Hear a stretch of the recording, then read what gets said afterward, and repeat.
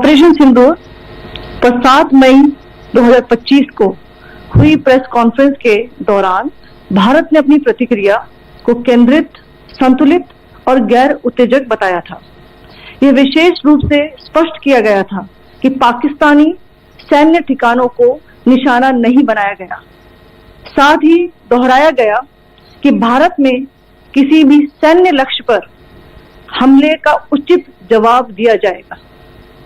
7 से 8 मई 2025 की रात को पाकिस्तान ने उत्तरी और पश्चिमी भारत में स्थित कई सैन्य ठिकानों को, जैसे कि अवंतीपुरा, श्रीनगर, जम्मू, पठानकोट, अमृतसर, कपूरथला, जालंधर, लुधियाना, आदमपुर, भटिंडा, चंडीगढ़, नाल, फलौदी, उत्तरलाई और भुज पर ड्रोन और मिसाइलों से हमला करने का प्रयास किया। इन हमलों को इंटीग्रेटेड काउंटर यूएस ग्रिड और वायु रक्षा प्रणालियों द्वारा निष्क्रिय कर दिया गया। इन हमलों का मलबा कई स्थानों से बरामद हुआ, जो कि पाकिस्तानी हमलों का प्रमाण है। On the night of 7th May 2025, Pakistan attempted to engage a number of military targets in northern and western India using drones and missiles. These places included Avantipura, Srinagar, Jammu, Pathankot, Amritsar, Kapurthala, Nal, Jalandhar, Ludhiana, Adampur, Bhatinda, Chandigarh, Falodi, Uttarlai and Bhuj. These were neutralized by the integrated counter unmanned aerial system and other air defense systems. The debris of these attacks is now being recovered from a number of locations that prove the Pakistani attacks.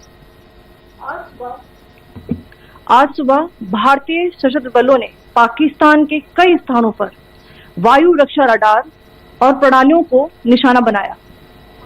Bharat की प्रतिक्रिया समान क्षेत्र में समान तीव्रता के साथ की गई।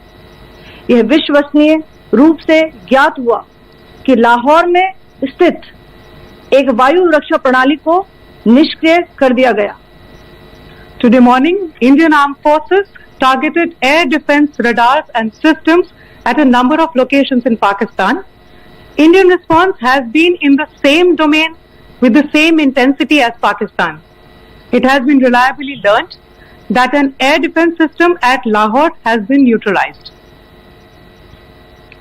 पाकिस्तान ने नियंत्रण रेखा पर आकर्ण गोलीबारी की तीव्रता बढ़ा दी है, जिसमें कुपवाड़ा, बारामूला, उरी, पुंछ, मेंढर और राजौरी क्षेत्रों में मोर्टार और भारी तोपखाने का इस्तेमाल किया जा रहा है। Pakistan has increased the intensity of its unprovoked firing across the line of control using mortar and heavy calibre artilleries in areas in Kupwara, Baramulla, Uri, Poonch, Mendhar and Rajouri sectors in Jammu and Kashmir.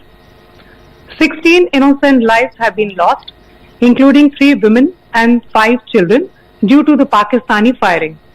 Here too, India was compelled to respond to bring mortar and artillery fire from Pakistan to a halt. Indian Armed Forces reiterate their commitment to non-escalation, provided it is respected by the Pakistan military.